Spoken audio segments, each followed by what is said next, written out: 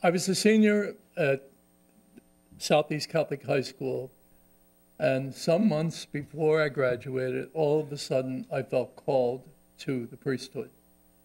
And it was quite dramatic for me, and my parents were wonderful people, and they were struggling with lots of issues. And I came home one day and I said to my mom in the kitchen, there were 5 of us children, we would all do dishes. I said, Mom, I'm going into the seminary. And I think she almost was going to pass out. She said, well, go and tell your dad. So I went into the living room and I said, Dad, I'm going to go into the seminary. And I had decided to be with the Norbertines because I liked community as I saw all these men at Southeast working. So I went into the living room and I said to Dad, I'm going to go into the seminary. And he said, well, where are you going to go?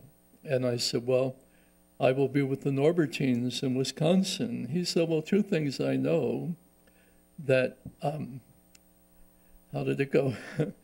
They have a good football team, and the weather is like Alaska. So I found out he was right. But what happened was, all of a sudden, my mom could not come to the train station at all. My dad had to work. And all my siblings were there to see me off. And my brother was wearing a T-shirt, Hubba Hubba, I always remember that. And it was very touching because it was perhaps the first emotional moment in our family, and I was the first to move away. So I'm on the train with the 2 or 3 other men that I had not met that were older but were going to join the Norbertines. And then I began saying to myself, what are you doing? Where are you going? What are you up to? And the closer I got to Green Bay, the more anxious I was. And so we were met by a Norbertine. We were brought to what was the old abbey, we now call it the priory. And we went into the abbot's room, and he shook hands with each one of us. The person I saw is in the picture there, and I will come back to that. And all of a sudden, I said to myself, this sounds strange. I said, I feel at home. Somehow, what he radiated and his presence was what I needed to start out with all of these people who I did not know the names of any of them because my teachers were all staying in Philadelphia. So that was my first experience where I was in awe of this older man. Well, I made my novitiate, and then I came back to the old abbey and began studies. And I still continued to have this affection for him. So what I used to do, and others didn't know this, as Alfred and Gery mentioned, the abbot always went to the St. Joseph novena. Jesus, Mary, and Joseph were at the center of his spirituality. And so what I would do is I would wait at the bottom of the stairs, and as soon as I saw him shuffling over by the edge of the staircase, I would run up and take his arm, and I would lead him over to church. And these were wonderful times. And he had wonderful hearing, better than mine. And we would wind up talking about many different things. And one time I said to him, you know, Father Abbot, they're thinking of starting a community in Philadelphia. And they had the school there, but now they were thinking of perhaps First Priory, and now it is Dalesport Abbey. And he said, aller Anfang ist schwer. And we say in English, beginnings are hard. And there's nobody who knew more about beginnings because he did it so many times. And yet it was such a beautiful image that always stayed with me. Well, March 17th, 1955, he died. And I was just absolutely crushed by it. And I always remember that, first of all, Alfred had a mass for the high school students who were boarders, but then they had an absolutely beautiful mass at the cathedral in Green Bay. And Father Michael McHugh, who was one of Abbot Pennings' very close friends, he gave an absolutely wonderful homily relating to the scriptures and then relating to Abbot Pennings' life. But he did something that has stayed with me to this day. At the end, he said, he was a great man.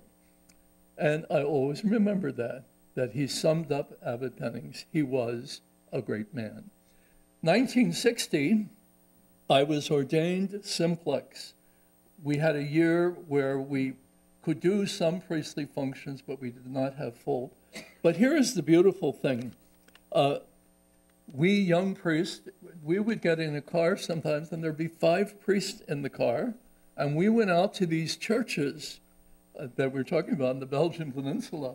And so I got the experience as a young priest to say Mass at Namur, and I went up to the room above the sacristy where Brother and Father Pennings lived.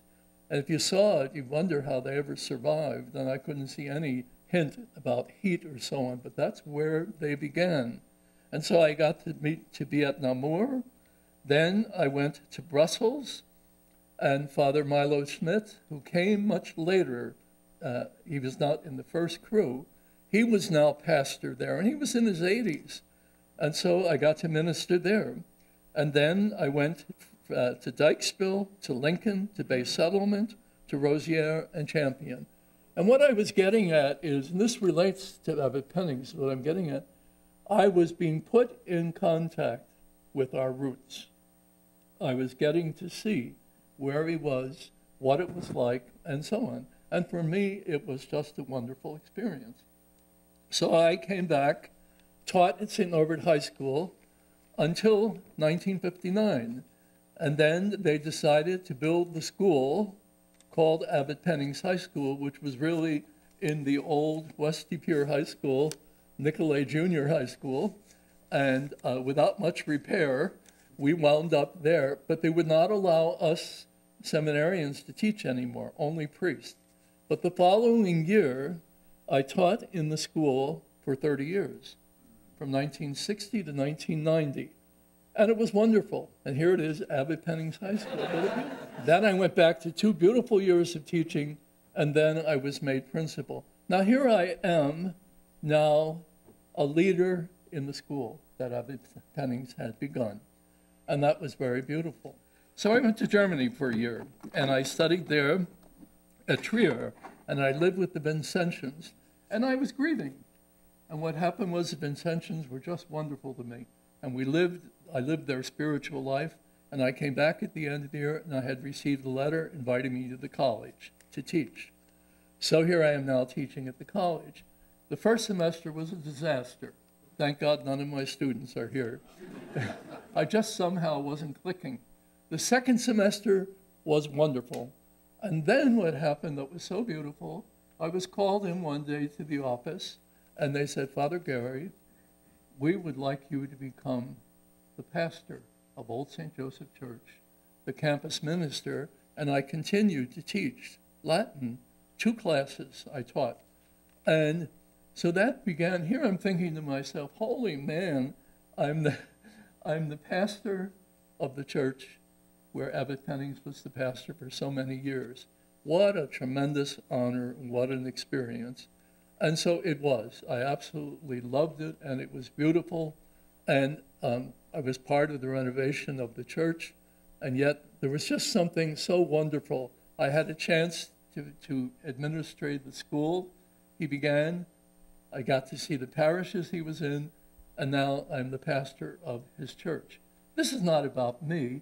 This is about how Abbot Pennings influenced and inspired my life. And so what happened was, this went on for 10 years, and then I decided they needed a younger man. Some people thought I left because I was angry about something. I take a walk every day, 3 days in a row. Spiritually, I kept hearing, Gery, everything's going well, you love the college, why don't you move on? And I'm thinking, why? Why? And then I said, well, why, God? And I'm thinking. And then I thought, so I went into to my superior at the college, and I said, I'm going to leave, Dick Rankin. Well, he just about passed out. He said, what's wrong? I said, absolutely nothing. But how do you explain to people something that's going on inside you personally? So then what happened was I left the college, and I'm now just to finish the story, and I hope my time is not too bad. The story goes like this. I am now ministering at St. Willibrord Church, which was given to the Norbertine order in the 40s if they would take the Columbus building and make that a boys' high school. And so the Norbertines wanted a place for the fathers to live, and at the same time, they were willing to do the high school. So what happened was, it was so beautiful. Now, I've been there 10 years. They are ministering at St. Willibrord's to thousands of Hispanic people. And it's kind of like we've made the circle. Abbot Pennings came to minister to the Belgian, to the Dutch, to the French-speaking, to the English-speaking. And now, in a sense, all of a sudden, we are the Norbertines. We're at St. Willibrord's. The parish is thriving. Father de Groot is doing extraordinary work, and it's an absolute blessing. I want to end because, you know, we Irish don't like to end, but here's the story in the picture, and it's the final thing I want to say. I was coming home from school one day at Pennings, and they were remodeling Boyle Hall. And so I'm going along, and I see these trash barrels. And here I see that picture in the trash barrel. And this was the man exactly as he looked when I went into his room. And I thought, well, this can't be. So I climbed into the trash barrel, and I took the picture out, and I brought it and put it in the Pennings room at the Priory. We have the suite where Abbot Pennings lived, where that picture was taken, and we put it on the mantelpiece. And then guests came a little bit later, and in gratitude for their time there, they asked if they could take the picture and frame it. And so they framed it, and now it's there in a place of honor in the Priory. Again, I could go on because there are so many other things. The last thing I want to say is there are three adages to remember. Der Anfang ist schwer. Abbot Pennings was a great man, and the last thing he said was, Diligam Simbicham, which means let's love one another. As long as the college continues to do that, the parishes and the order, Abbot Pennings' spirit and life will go on.